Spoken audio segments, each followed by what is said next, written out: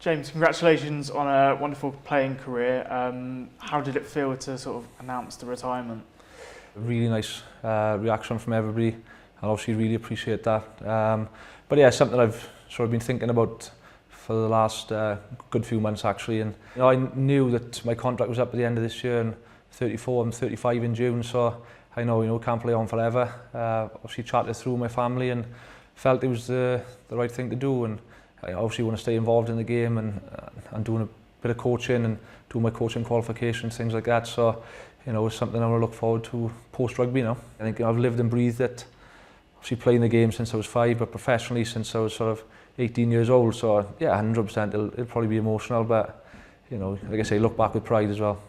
Did you ever think when you were playing in rugby in Port Talbot that you'd be, 80 caps for Wales and a British Lion?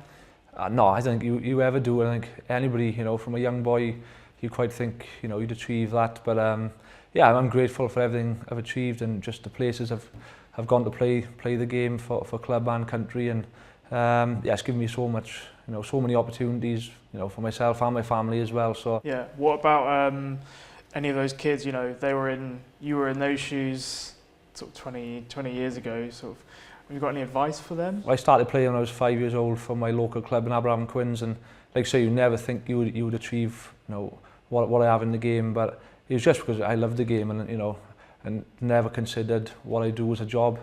It's always sort of been a hobby that pays you really, and yeah, like I say, I'm just so grateful for everything I've achieved, and I've obviously worked hard as well. I think in your spare time you got to sacrifice things and work hard. Obviously in my case, my kicking and passing and things like that, after training is done. But yeah, if you enjoy it, it doesn't feel like a job. When you got your first Wales cap, when you got your call up for the Lions, does that sort of make you feel fulfilled and make all that hard work worth it? Yeah, it does. I think when you look back and reflect on it, you can really realise it. But I think it happened really quick for me. I was still playing for Neath when I had my first cap. I hadn't actually started the game for the Ospreys, so you probably think you have to play 30-40 games for your region, then you go on to your country. But it can happen so quick. And I've said to some of the young boys here, and if you're involved in the senior setup, if you're playing well, you've always got a chance of getting escalated into the international team, regardless of your age and things like that. So I think that happened for me. It happened really quick, and now when you look back, you can look back with a bit of pride, to be honest. And when you got that call up, when you first put the jersey on, how did that feel? Yeah, it was amazing. Obviously, it was in Argentina, so it was tough for my family to get out there. So, that was one thing. It would have been nice for those to have been out there.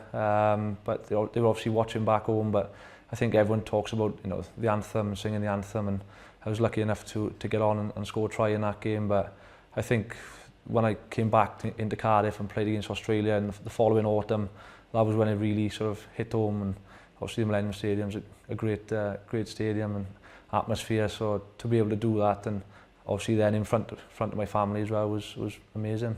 We speak to opposition players and they love coming to Cardiff. Obviously whether the roof's open or closed, obviously when it's shut there's a lot better atmosphere and it's a lot noisier, but it's just an incredible stadium, and obviously I'm biased, but it's definitely the best stadium in the world. So what would be your sort of top 5 career highlights? We've got top 5? We've got some stills here of sort of the kick against England. Yeah, that was a good day. I remember I played 12 all at Six Nations 2007, and then the very last game Stephen Jones got injured and I was picked at 10 against England, and we actually needed a win to avoid the wooden spoon. So yeah, it was a good day for me. That was a game that sort of really sort of thrusted me into the international scene, I think. That'll be your favourite game? That's definitely one of my favourite games. I've always enjoyed playing against England, and I think as a young boy when you watch all the games, well, for me through the 90s, and Wales-England's always the one, so my very first game against England, yeah, it was a good day that, fair dues.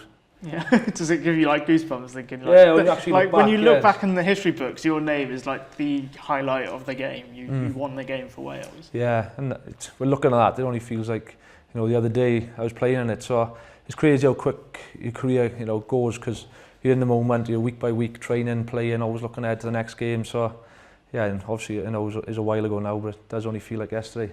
When you look at this picture as well, you know, Triple Crown, Yeah. with one of your best mates.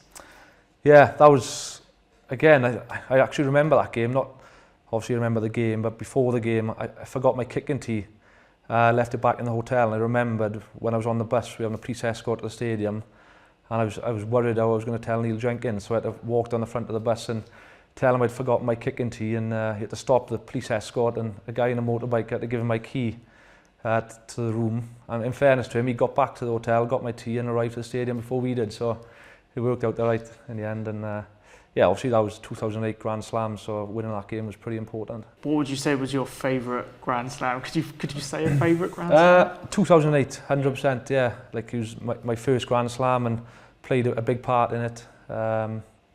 And like I mentioned earlier on, beating England in Twickenham in the very first game for the first time in 20 years was a big moment for the whole squad. Yeah, and you've made some great mates, Lee as well. Lee's Yeah. one of them. You know, they were sort of a Fab Four, wasn't it? Yeah, and they're all boys who played with the Ospreys for club and country, and you know, we were pretty successful around that period in the Ospreys as well. So, like I say, we were all just young boys, just living our dreams, and I think you always want to be a professional rugby player, but you want something sort of tangible at the end of it, and trophies. You know, we won a few, especially in my early career, so to look back on that is quite special, yeah. And then sort of you go from the young to the kind of old pictures of you. That was sort of your first training session with Wales, and then this is you as a sort of seasoned professional Wales international. How does the sort of two people compare and contrast? Yeah, I still haven't got as many greys in that one, so I'm happy with that. But yeah, I don't look too different actually there. But yeah, like I say, you know, I've had some great memories, and I think obviously in that one, just singing the anthem, I think that's something I'll probably look back on and miss.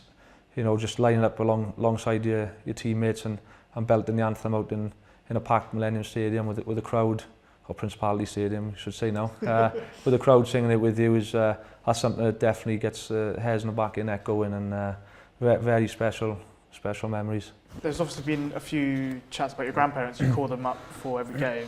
Yeah. You've spoken about that this week, about how you're gonna miss doing that. Yeah, well, I'm obviously still going to speak to them when I finish playing. But yeah, no, it's something without even thinking about it really, I remember in school, they're mad sort of, you know, fans of not just me, my brother and sister, and followed me everywhere, and took me to all mini junior games and things. And I used to ring them from the phone box at dinner time in school and just tell them if the game was on or not, and just sort of always ring them then before every game. And so since my Neath days, I always used to ring them every morning, just tell them, you know, an update on the team and things like that, and just a general chat really. And I've literally done it for every single game I've played. Well, I've gone to France, Gloucester, pre-season games, and you know, sort of not a superstition, but a tradition really. Yeah, something I've always done, and you know, they're great to me, and I'll never forget all the stuff they've done growing up for me, and take me to training in the pouring rain. And my grandpa has always got a Mars bar in his pocket for me and the boys, so it's little things like that as well you remember and appreciate. What's ahead for you? Get good as a coach, if you like, and you know, just 'cause I've had a long playing career, you know, don't want to just think, you know, I can just bounce into coaching, and obviously I've got a lot of experience and knowledge which I want to pass on, but I want to know how to deliver that as well. And Neil Jenkins was a massive help for me growing up, and you know, I appreciate what he did, and if I can sort of take that sort of role with the young boys here, yeah, it'd be all right. And I suppose the most intriguing part about your sort of future career after retirement is the books. How did that sort of come about? My older son Harrison, he wanted a rugby book in a book fair, but there was nothing there in terms of rugby. Yeah, just left there thinking, you know, a bit of an opportunity here. Yes, it's something I'm excited about, and like I say, it's a bit of an opportunity, and hopefully it'll go well. You know, we've written the first book, that's out in June, and we've pretty much finished the second one now. So are we looking at the next J.K. Rowling or Roald Dahl or something? The boys been taking the mick out of me and calling me things like that already. So, but I don't know, it's something a bit different, and hopefully it'll go well. We'll see.